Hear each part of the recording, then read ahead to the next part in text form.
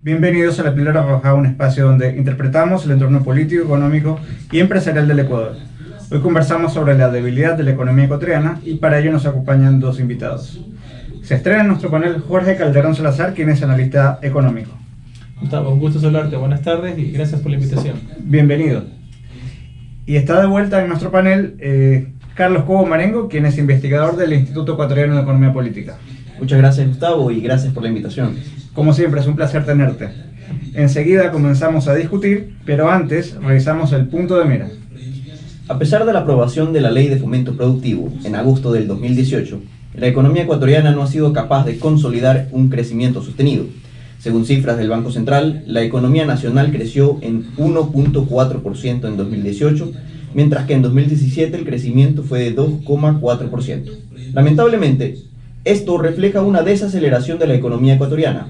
Hoy, en La Píldora Roja, conversamos sobre la necesidad de plantear reformas estructurales para que la economía del Ecuador pueda surgir desde los distintos sectores productivos. Desde hace algunos meses se ha puesto en la mesa de debate público la pertinencia de subir o bajar la tasa del impuesto a la renta, que actualmente está en el 12%.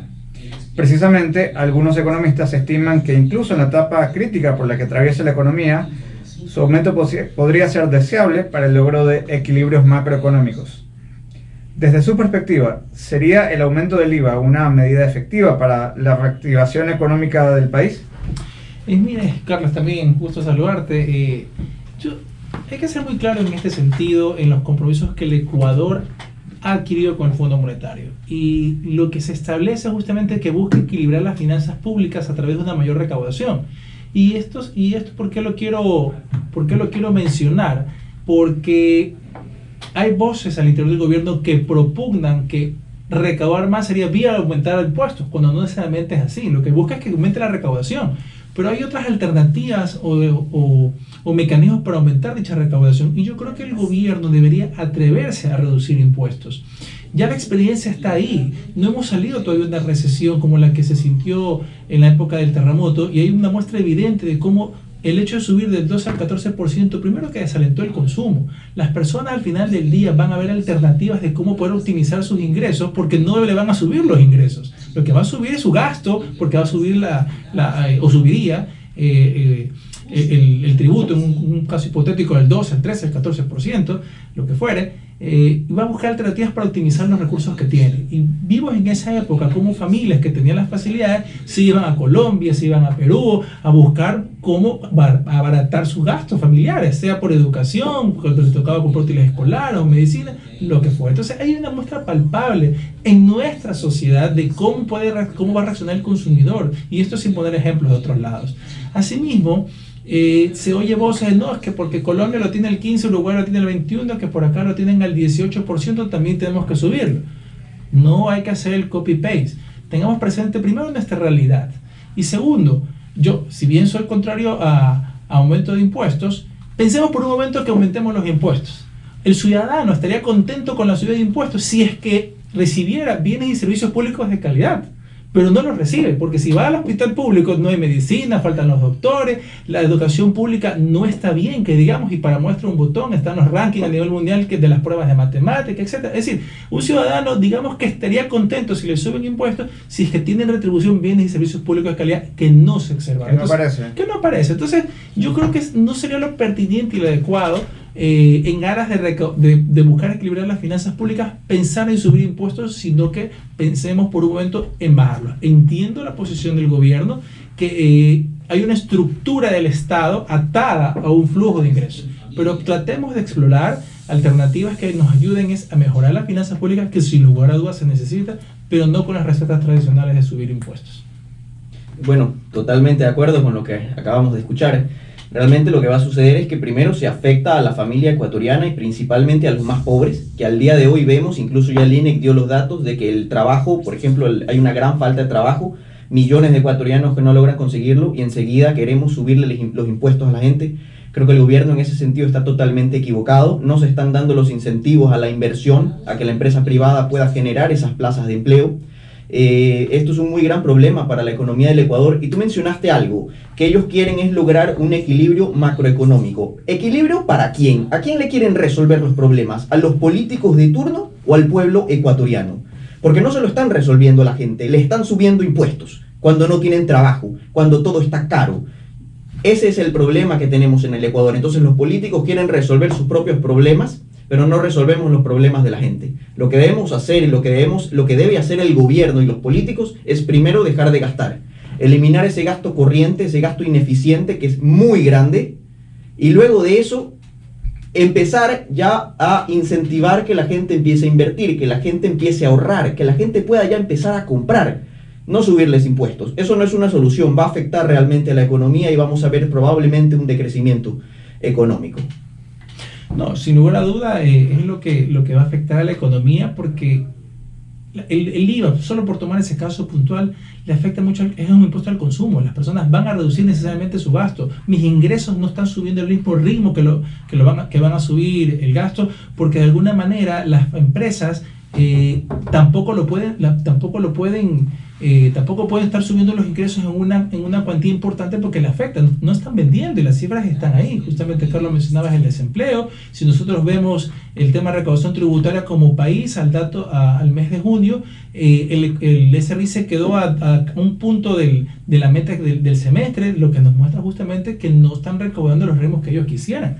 Hay una afectación a la economía en sí. Otro impuesto que también debería pensarse mucho es el impuesto de salida de divisas.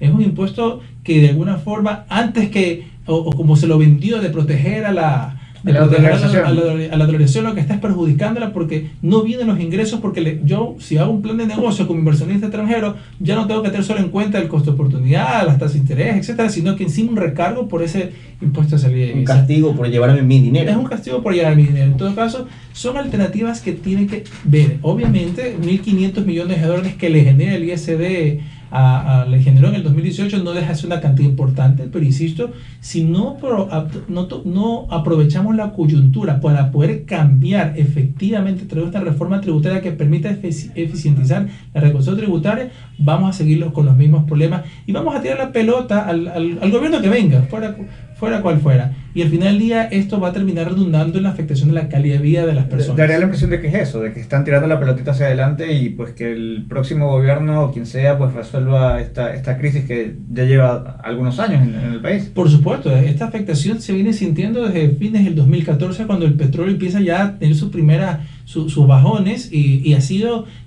así casi 5 años. Entonces, si hemos estado con un modelo tributario mucho tiempo que ha generado los resultados que están teniendo ahora, yo creo que eso nos debería animar a cambiar el modelo. Y lo mismo pasa con el tema de reformas laborales, por mencionarlo. Si hay unos modelos de contratación actual que han generado que no están funcionando, y tenemos 5 millones de desempleados o subempleados, es porque las cosas no funcionan. Entonces son cosas que creo que deben verse como oportunidades. El gobierno tiene que verlo como una oportunidad para cambiar, para dejar enrutar la economía, que sin lugar a dudas es necesario para el gobierno que vaya a venir después. Ahora bien, una de las herencias del régimen anterior fue llevar la economía nacional a una situación de estancamiento. Como respuesta a esto, el actual gobierno ha debido reducir instituciones públicas, eliminar subsidios a los combustibles y liberar el precio de la gasolina súper, entre otras medidas. Pese a esto, las proyecciones de crecimiento por parte de diversos organismos multilaterales hablan de que la economía ecuatoriana continuará con un desempeño mediocre en los próximos años. Ante este escenario, ¿cuáles son las reformas estructurales que necesita la economía ecuatoriana para desatar su crecimiento? Y aquí seguimos conversando. Bueno, yo creo que en ese sentido la primera medida estructural es de reducir la dependencia efectiva del petróleo. Yo creo que sería lo primero que el gobierno debería hacer, que realmente sea un verdadero cambio de matriz productiva, que no se nos venda una ilusión de que hay represa, de que hay carretera, no. Se necesita un verdadero cambio de matriz productiva en la cual se le apueste desde nuevas tecnologías, se le apueste a la agricultura como tal, porque ¿qué pasa con los políticos? No, la agricultura, el agro, la pesca, etcétera, pero el precio del petróleo sube y nos olvidamos de que existe pesca, nos olvidamos de producir y queremos aprovechar esa coyuntura de que el petróleo está arriba. Entonces, yo creo que deberíamos empezar a despetrolizar la economía y no esperar que en 30, 35 años se nos acaben las reservas para decir, ¿y ahora qué hacemos? Yo creo que el gobierno ahorita tiene una oportunidad interesante, dada la crisis, y hay que, de estas crisis hay que dar justamente oportunidades, como menciono, de poder hacer los cambios que el Ecuador necesita, desde reformas tributarias, reformas laborales, bajar dependencia del petróleo, reducir el tamaño del Estado y que realmente quede, tal vez no lo logre todo, porque hay mucho por hacer, y sin lugar a dudas es una herencia pesada, la que recibió el gobierno de Moreno, sin lugar a dudas, pero yo creo que debe dejar esas bases para que haya verdaderamente una visión de largo plazo, que exista una visión de país. Eso es lo que el Ecuador necesita. Aquí muchos de los políticos, y no me refiero al gobierno actual, esto yo creo que es un mal de los políticos latinoamericanos y los ecuatorianos no son la excepción. No, siempre quieren refundar el país cuando viene un nuevo gobierno, y no se trata de eso. Es decir, puede venir la izquierda, la derecha, que al final del día eso no interesa, porque las personas no comen con ideologías. Las personas quieren que exista la posibilidad, que el entorno les genere las posibilidades de que ellos puedan conseguir trabajo, satisfagan sus necesidades, puedan tener salud, educación. Entonces, y una muestra, para muestra un botón de que las personas no les importa la ideología al momento de ser prácticos, es cuando estaba aquí alcalde Nebot y Correa presidente. Cuando los dos se lanzaban de candidatos, ¿qué hacía Guayaquil? Los dos ganaban. Los dos ganaban con 60%. Y no es que haya 120% de población, porque estadísticamente no hay un 100%. ¿Qué hacía? La gente reconocía que de ambos recibía obras, de ambos recibía servicio. Entonces, la gente quiere eso, quiere que pueda poder trabajar. Entonces, y si nos podemos ver ejemplos de que al final la visión del plazo es lo que tiene que ser importante ahí, tenemos Perú, tenemos Chile. Chile vino de un gobierno de Pinochet, después pasó por 20 años de gobierno de la concertación, después vino el actual presidente Piñera, Bachelet, y después otra vez Piñera, pero quiero tomar el primer bloque del gobierno de la concertación. Todos conocemos, eran gobiernos desde el centro hacia la izquierda, y fue una época en que se abrió el mundo más que en el gobierno de Pinochet. Es decir, ¿por qué razón? Porque vio las bondades del libre mercado, vio las bondades de la apertura comercial, que no hay que tenerle miedo. Obviamente ningún modelo es perfecto, sin lugar a dudas, pero lo que hay que buscar es que como país crezcamos todos. Va a haber perdedores, sin lugar a dudas, pero yo creo que los beneficios del comercio son mucho mayores que los resultados o las pérdidas que pueden tener ciertos grupos. Ahí depende justamente de la negociación. Y si me voy al caso de Perú, desde la época de Fujimori en los 90, y tal vez no recuerde el orden preciso de todos los presidentes, pero estuvo Fujimori, estuvo Alan García, estuvo Toledo, estuvo Ollantumala, un nacionalista, estuvo Kuczynski, tal vez por ahí se me escape otro presidente de todas las tendencias. ¿Y qué vemos en Perú? Un país que crece, que crece sin parar, que atrae inversión extranjera, 5.000 millones el año pasado, en 2018, y con gobiernos de distintas tendencias. ¿Por qué? Porque al final del día primó la visión de largo plazo, la de país, no la está refundando con cada presidente que llega al poder, sino aplicar la institucionalidad y que sea este marco jurídico que sea que atraiga y motive la inversión. Okay. Bueno, tú preguntaste qué reforma estructural deberíamos hacer. Mi respuesta realmente sería que hay que cambiar todo.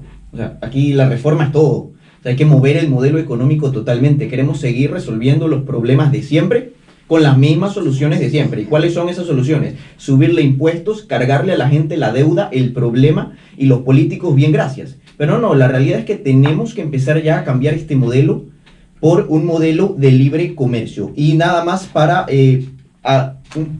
apoyarte un poco en los datos que habías dado sobre el crecimiento económico del Ecuador. El Banco Central estima que vamos a crecer 0,2%. El Banco Mundial estima que no vamos a crecer 0% de crecimiento. El Fondo Monetario Internacional estima que vamos a tener un decrecimiento, es decir, un crecimiento negativo de 0,5%. Y la CEPAL que vamos a crecer 0,4%. Es decir, mal por todos lados. Aunque ninguno coincide, llegan a la misma conclusión. Tenemos un crecimiento mediocre. Sí, claro. Y lo peor de todo es que creciendo al 1% anual, el país se demoraría aproximadamente 69 años en duplicar su economía. Ahora imagínense cómo estaríamos si crecemos al 0,05. O sea, tenemos unos crecimientos realmente muy mediocres, y es justamente por el modelo económico que hemos venido manteniendo. ¿Qué hay que empezar a hacer? Hay que primero empezar a bajar impuestos, hay que empezar a abrirnos al comercio, hay que empezar a comerciar con el resto del mundo. En ese sentido, por ejemplo, yo aplaudo lo que quiere hacer el gobierno de adherirse a la Alianza del Pacífico, de firmar tratados de libre comercio con Estados Unidos, que nos van a abrir muy bien, van a permitir tener importaciones baratas. Esto significa materia prima, bienes de capital, tecnología, que posteriormente nos va a permitir pues lograr un mejor nivel de desarrollo, volver incluso a las industrias exportadoras más eficientes. y esto posteriormente se va a traducir en un crecimiento económico mucho más sostenido. Sin embargo, si los políticos siguen pensando que la solución a los problemas es subir los impuestos, pues realmente van a ser medidas muy parciales. Necesitamos todo un cambio para lograr esto de aquí. Y por eso creo muy importante, por ejemplo, que y dentro de lo que nosotros deberíamos hacer es empezar no solo a tener tratados comerciales, sino también, digamos, empezar a hacer reformas en términos financieros. Por ejemplo, empezar a permitir el ingreso de la banca extranjera que venga y compita en igualdad de condiciones. Empresas internacionales que quieran invertir en el Ecuador, que quieran venir a poner pues, sus productos, que quieran venir a hacer inversiones. Fábricas, centros logísticos. Todo lo que se pueda, y eso realmente necesita el Ecuador. Nosotros hemos venido de mal en peor. Del año 2000 al 2006, el crecimiento del Ecuador era del 4.3%. Durante la década perdida pasamos a un crecimiento, es decir, del 2007 al 2016, pasamos a un crecimiento económico del 3.4%, a pesar de que tuvimos la mayor bonanza petrolera de nuestra historia. Y durante el 2017 y 2018 hemos tenido un crecimiento promedio del 1.9%. Y para el resto de años, como ya lo mencioné, los números, por lo menos lo que dicen diferentes organismos, es que nos va a ir peor todavía. Y eso es porque seguimos manteniendo ese modelo. Un modelo rentista, es un modelo, como decía Carlos, completamente dependiente del petróleo, que no es lo suficientemente productivo, que no está integrado al mundo. Es un modelo que necesita ser revisado y cambiado, definitivamente. No, por supuesto, sin lugar a dudas, si ha dado los resultados que da, es ilógico seguir insistiendo en el viejo modelo. Yo no niego que la participación del Estado sea necesaria en una economía, por supuesto. ¿Hasta dónde? A eso iba. Él debe tener muy claro hasta dónde tiene que llegar, cuál es su alcance. Y sin lugar a dudas se necesita educación pública, obviamente que sea de calidad, se necesita seguridad pública, defensa. Por supuesto, eso no se está discutiendo. Pero de ahí a que tengamos un Estado que juegue a ser el delantero, el que defensa, tenga bancos, que tenga aerolíneas, que tenga petroleras. Exacto, que esté en todos lados metido en la economía, no es así, porque al final perjudica a los mismos consumidores. ¿Qué está pasando? Y otro claro ejemplo son las telefónicas, por irnos en ese lado de que en ese caso, en esa línea de un Estado rentista, un Estado que quiere tener todo. Un Estado empresario. Un Estado empresario. Vemos cómo justamente las utilidades de Claro y de Movistar son 4 veces más las utilidades de CNT con la mitad de empleados que tiene CNT. Y las dos empresas más grandes juntas que controlan el 80%, el 85% del mercado de telefonía. Entonces ahí vemos justamente las ineficiencias. Entonces, y claro está, pues a veces hay voces que se quejan, que no concesionemos a las empresas públicas porque son los recursos del patrimonio de los ecuatorianos, pero veamos un poquito más, escarbemos por qué CNT tiene esas ganancias. Porque ser empresa pública está libre de algunos impuestos y de algunas trabas que las empresas privadas sí las tienen que aplicar. Entonces, obviamente tengo en X millones de utilidad, pero porque estoy jugando con la cancha inclinada. Yo recuerdo claramente, tú hablas de este caso de la telefónica pública. Ellos tuvieron el monopolio de la tecnología 4G durante un tiempo bastante considerable. Así es, que no dejaba que Claro y Movistar puedan ingresar, porque en otros países ya está en América, toda América Latina está en 4G, nosotros nos demoramos en entrar. También es una aerolínea con pérdidas y, por ejemplo, la gente me dice, bueno, y si quiebra TAM, si sacan a TAM del mercado, bueno, ¿qué va a pasar? Lo que va a pasar es que van a venir estas aerolíneas como Sky Airlines de Chile, como Viva Air de Europa, que son aerolíneas de bajo costo, que son aerolíneas que se especializan en rutas, digamos, en rutas cortas y por precios baratísimos. Entonces, por ejemplo, yo estuve recién en Perú. Tú podías volar de Piura a Lima y cada ruta te costaba $30, incluso menos. Entonces, digamos, al mantener a TAM en el mercado, le estamos cerrando la posibilidad a que vengan estas aerolíneas que compitan, que generen precios más baratos para los consumidores y definitivamente que tengamos más opciones. Sí, yo creo que y realmente está muy mal visto, la gente, hay una concepción muy errónea en el sentido de que hablamos de que si es empresa pública nos pertenece a todos, pero la realidad es que cuando la empresa pierde, perdemos todos, porque eso lo pagan con impuestos que nos sacan, y cuando la empresa gana, no lo ganamos los ecuatorianos, a usted no le dan un cheque o no pasan el dinero a nosotros, sino que eso es parte de lo que tienen los políticos de turno para poder seguir gastando. Claro, no hay una ganancia real, es pura pérdida lo que existe realmente de una empresa pública, incluso hasta cuando da beneficios, porque no nos beneficia a los ecuatorianos. Es que las empresas públicas o el sector público, digamos, se convierten en parcelas que son capturadas por grupos de interés. Entonces, a mí me gusta tomar el ejemplo de la selección ecuatoriana de fútbol. Hasta la eliminatoria anterior era patrocinada por Claro, que es la empresa privada más grande del país. ¿Qué pasa? Que ahora es patrocinada por CNT con un contrato por el doble del monto. Y eso es prácticamente un subsidio. Es prácticamente un subsidio estatal al fútbol ecuatoriano. Entonces, son precios que están fuera del mercado, son precios que no tienen relación con la calidad. ¿Y qué pudo haberse hecho con ese recurso? Claro, se puede haber realmente realizado mejores cosas que no niego, bueno, aplaudo el prestigio de la selección sub-20 y le deseo lo mejor a la sub-17, pero los mayores realmente no hay mucho ni que... Esa es otra discusión. Sí, para qué llenarse de coraje. Para otro programa. Pero pude haber utilizado ese recurso para realmente hacer mejores cosas. Sí. ¿Y qué? Y es el dinero de todo. Y me gustó mucho lo de Carlos. Me voy a acercar a CNT a pedir mi cheque porque siempre nos venden que es el patrimonio de todos los ecuatorianos, pero nunca vemos ese reparto de la ganancia. De la torta. No existe. Esto existe. Entonces, ese discurso político que utilizan para atender a la ciudadanía creyendo en que el Estado es el que va a estar ahí siempre, es el que te va a ayudar, es el que te va a sacar de los problemas, hay que dejarlo de lado. Yo creo que a las personas, a los ciudadanos, a los individuos deben tener la oportunidad de tener libertad de salir adelante, de estrellarse, porque eso les puede ocurrir en algún emprendimiento, en algún negocio, pero salir adelante. Es decir, no creer ya en ese estado paternalista que va a estar siempre ahí para sacarnos el problema, para darnos esa mano amiga, entre comillas, porque amiga es cuando te lo da, pero después cuando te busca cobrar el favor, ahí es la mano amiga.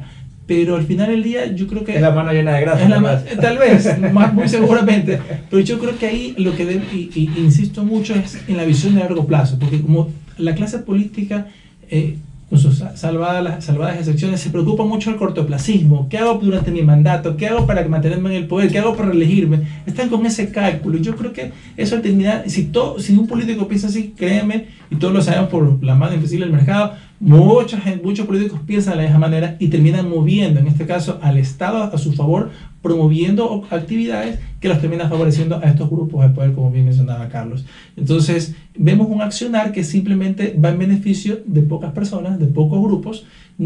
Obviamente la visión a largo plazo perdida totalmente, y es lo que termina afectando al país y condenándonos, y hablo en plural y en sentido de pertenencia, condenándonos a todos a seguir en un país que no ve las ganas, o que pierde las ganas de salir adelante, y que termina realmente por debajo de lo que son las líneas, los promedios de crecimiento que nos ilustraba muy bien Carlos. Vamos a estar por debajo de la media latinoamericana. Es decir, que países que nos están desplazando con crecimientos del 3-4% y nosotros apenas un 0.5%, y esto sí los alcanzamos, porque yo realmente creo que el crecimiento va a ser negativo. Pero y con eso nos contentamos. Yo creo que hace falta más reacción de los ciudadanos para realmente querer un cambio real, un cambio que de alguna forma permita no mejorar nuestras circunstancias, nuestro entorno o nuestra realidad, sino también de las futuras generaciones. Bueno, los países que más crecen económicamente justamente son los países que mantienen bajos impuestos, los países que se abren al mundo, los que comercian libremente, donde hay libertad económica e individual de los ciudadanos para poder invertir y hacer lo que desean. Y tú voy a decir, mira, hay un caso muy interesante. Los economistas James Warney y Robert Lawson, por ejemplo, han determinado que los países donde hay más libertad económica no solo atraen más inversión, sino que el crecimiento del PIB per cápita se incrementa a una tasa mucho mayor, y que los estudios muestran que en promedio los países con mercados abiertos crecen de 3 a 5 veces más rápido que las economías cerradas. Es por eso que Chile, por eso que Panamá son los países que más crecen en la región, con tasas de crecimiento que llegan incluso al 5%, y nuestra economía cerrada continúa pensando en crecer a lo mucho un 1%. O sea, digamos, ¿cuánto debería crecer al año Ecuador para, digamos, recuperar el tiempo perdido? Porque hemos perdido muchos años. Bueno, Carlos daba la cifra. Solo para duplicar nuestra economía se tardaría cerca de 70 años. Mira, sí, y si me lo permites, si continuamos creciendo al promedio de 2017 y 2018, que es del 1.9%, nos demoraremos 36 años en duplicar el tamaño de nuestra economía. 36. Imagínate si lográramos crecer al 5 o a tasas del 5 y 6%, sería increíble. O volver a los años 2000-2006, cuando crecíamos a tasas promedio del 4.3%. O sea, nos tomaría menos de la mitad de ese tiempo en lograr duplicar el tamaño de nuestra economía y el bienestar de la gente. Porque también, pues, el crecimiento económico está asociado con una disminución de la pobreza. Claro, con un aumento de la Nosotros, renta per el cápita. Ecuador, durante el año 2000-2006, que crecía esas tasas de crecimiento, que por cierto eran muy buenas, reducíamos la pobreza en un 3.5% cada año. ¿Ya? Y eso realmente es algo muy bueno, era muy rápido realmente lo que lográbamos disminuir en tasa de crecimiento. Ahora y actualmente, en estos 2 años que han pasado, el nivel de pobreza ha aumentado. Y es justamente porque no tenemos un crecimiento económico sostenido, son tasas muy mediocres, y peor aún si estamos pensando en decrecer económicamente con una población que sigue aumentando. No, en efecto, son necesarias esas reformas, sostengo mucho. Carlos nos estaba ilustrando de manera muy importante con las cifras. Son un caso también, para ponerlo en paralelo con el Ecuador, Singapur, país más pequeño que la provincia del Guayas, tenía una renta per cápita menor que la del Ecuador en los años 70, cuando empieza nuestro boom petrolero. Sí, 40 años, 45 años. ¿Y qué pasa? Mientras que Singapur nos desplazó y ahorita casi una renta per cápita entre 45 y 50 mil dólares, el Ecuador está entre 6 y 7 mil, sube, baja. ¿Qué pasó ahí? Un cambio estructural, un cambio que no solo va a tener buenas leyes, porque las buenas leyes, si las mismas no son aplicadas o veo la forma como es que va al final del día, no sirve. Deben ser leyes que realmente se puedan plasmar, y estas leyes que han abarcado desde temas de corrupción, de combatir la corrupción, porque eso es otro mal endémico que tiene el país, la corrupción. Eso hipoteca el futuro de la gente, y veamos ahorita lo que está pasando. Genera malos incentivos. Genera otros incentivos, sin lugar a incentivos perversos. Pero está ahí, es aplaudida, es reconocida, o piensa que están bien, o la gente busca justificarla. O no tiene una condena moral, digamos. Exactamente. Legal ni hablamos, pero moral sobre todo. Así es. Y también, ¿qué otro aspecto fundamental? El tema de educación. ¿Qué privilegiaron? Educación basada en valores, educación basada en conocimientos, después en tecnología, en potenciar eso. Acá buscamos politizar la educación, y eso termina castigando porque estamos adoctrinando a las personas. Cuando las personas lo que tienen que potenciarse es su libertad de pensamiento, que sepa automáticamente el ser humano tiene la capacidad de discernir lo que está bien y lo que está mal mientras tenga educación. Pero si tenemos la educación que tenemos, las personas, los ecuatorianos, van a estar condenados a elegir los políticos que tenemos actualmente. Entonces, yo creo que eso son las cosas que hay que cambiar y en las que hay que hacer la apuesta. Y transformar la educación, hacer cambio en la educación, no genera resultados hasta por lo menos una generación. Y ahí se te fueron 25 años, tranquilamente. Claro. Entonces, ¿qué vemos en Singapur, por tomar ese ejemplo? Si casi 50 años después, vemos ya 2 generaciones, y ahí están las muestras. Para muestra un botón, Singapur tiene más de 6.000 nacionales con negocios para Asia o para el mundo instalados ahí. Vemos un país con una renta per cápita alta, y eso por no hablar del nivel de PhD, el acceso a universidades, etc. La potencia logística. La capacidad logística que tiene, aprovechó todo, que Ecuador también tiene una posición logística interesante. Importante. Entonces, tiene muchas similitudes, y vemos ahí, insisto, no se trata de copiar y pegar, pero hay que rescatar. Si ha funcionado allá, por algo ha de ser. Veamos qué se puede adaptar, pero sí es importante también los cambios en la educación, porque van a ser trascendentales, porque si se busca hacer cualquier cambio, motivar cualquier cambio, sin educación, eso no va a tener las bases para mantenerse. Bien. Por todo lo expuesto, podemos concluir que el Ecuador debe introducir reformas estructurales en su modelo económico.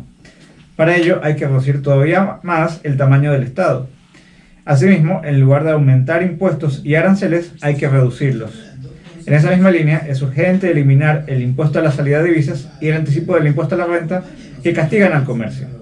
También es necesario modernizar el código laboral y buscar más acuerdos comerciales para abrir la economía ecuatoriana al mundo. Estas reformas son urgentes y los ciudadanos no podemos seguir esperando. Bien, esto ha sido todo por hoy. Muchas gracias por acompañarnos esta tarde. Los invitamos a reencontrarnos el próximo lunes aquí en la señal de Radio Morena. Mientras tanto, recuerden seguir a La Píldora Roja en Facebook, Instagram y YouTube, donde podrán encontrar contenido adicional. A nombre de este panel se despide de ustedes Gustavo Isurieta. Muchas gracias, un fuerte abrazo para todos.